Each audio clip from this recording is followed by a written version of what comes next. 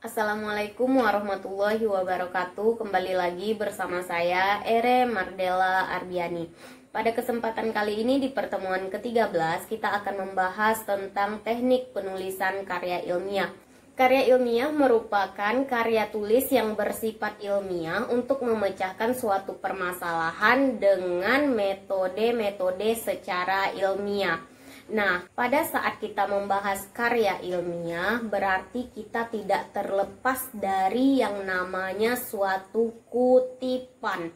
Jadi, pada hari ini kita akan membahas sedikit tentang penulisan kutipan. Kutipan terbagi menjadi dua, ada kutipan langsung dan ada kutipan tidak langsung. Nah, kalau kutipan langsung berarti kita benar-benar mengambil pemikiran orang yang ada di buku itu secara langsung dengan adanya tanda kutip dua. Selanjutnya ada kutipan tidak langsung. Nah, kutipan tidak langsung ini berarti kita mengambil pemikiran orang dengan kita rubah menjadi bahasa kita sendiri, tapi kita mengambil kesimpulannya di situ.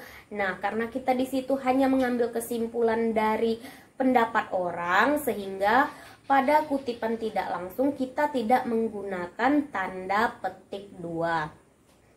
Kemudian kita akan beralih pada catatan kaki. Catatan kaki merupakan keterangan yang ditambahkan pada bagian bawah halaman dengan cetakan huruf yang lebih kecil. Fungsi dari catatan kaki adalah memberi keterangan dan penjelasan tentang sumber dari kutipan yang kita ambil.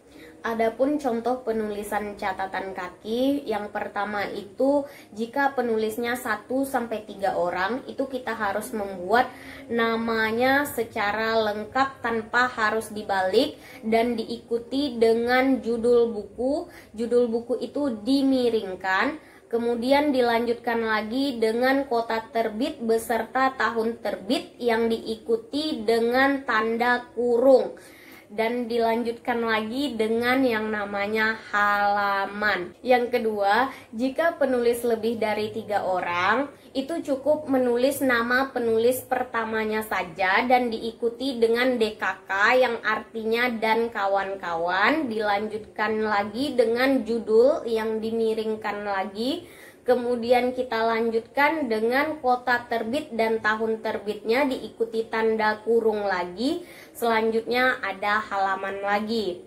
Yang ketiga, jika kutipan diambil dari majalah maupun surat kabar, di situ kita akan menuliskan nama, kemudian dilanjutkan dengan judul yang diberi tanda petik 2. Dilanjutkan dengan nama majalah atau surat kabar serta tanggal terbitnya dan halamannya. Begitulah contoh secara umum untuk catatan kaki. Selanjutnya kita akan membahas tentang penulisan daftar pustaka. Nah, dosen saya yang bernama Prof. Dr. Hasnah Faizah pernah menjelaskan kepada saya agar kita ingat dalam penulisan daftar pustaka kita harus memiliki yang namanya nataju tempe. Nama, tahun, judul, tempat, dan penerbit. Contohnya adalah nama. Nama di sini harus dibalik. Contoh Ere Mardela itu harus Mardela, Ere. Setelah itu gunakan tanda titik, dilanjutkan dengan tahun terbitnya. Kemudian baru kita lanjutkan dengan judul. Judul ini boleh dimiringkan atau menggunakan huruf kapital semuanya. Setelah itu titik, kita lanjutkan lagi dengan tempat terbit atau kota terbit. Contoh Pekanbaru, itu kita kasih tanda titik 2, baru dilanjutkan dengan penerbitnya. Contoh Magdalifah, seperti itu. Nah, itulah sekilas tentang penulisan daftar pustaka.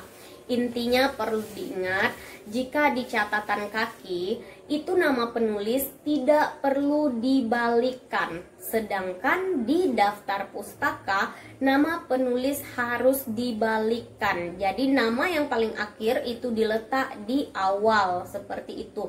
Yang kedua perbedaannya adalah ketika di catatan kaki itu sangat banyak menggunakan tanda koma. Sedangkan pada daftar pustaka itu kita lebih banyak menggunakan tanda titik. Perbedaan yang ketiga adalah pada saat kita menulis catatan kaki itu harus menulis halamannya. Sedangkan di daftar pustaka itu tidak memerlukan yang namanya halaman, jadi cukup tahunnya saja, seperti itu. Menurut saya, kalau sudah kita membuat daftar pustaka itu tidak perlu lagi membuat catatan kaki, tapi itu balik lagi tergantung kebijakan dari fakultas masing-masing. Ada fakultas yang meminta harus membuat catatan kaki, berarti itu harus diikuti, harus membuat catatan kaki.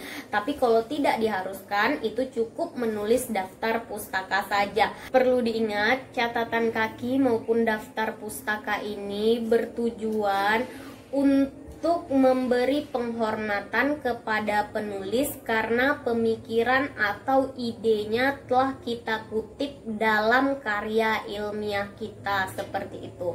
Baiklah, materi kita pada pertemuan ini cukup sampai di sini. Selanjutnya saya akan membuka sesi kuis. Silahkan didengar dan disimak baik-baik ya.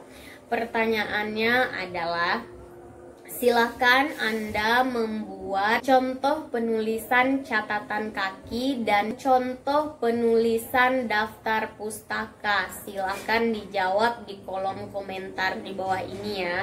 Jangan lupa di like, subscribe, dan komen. Assalamualaikum.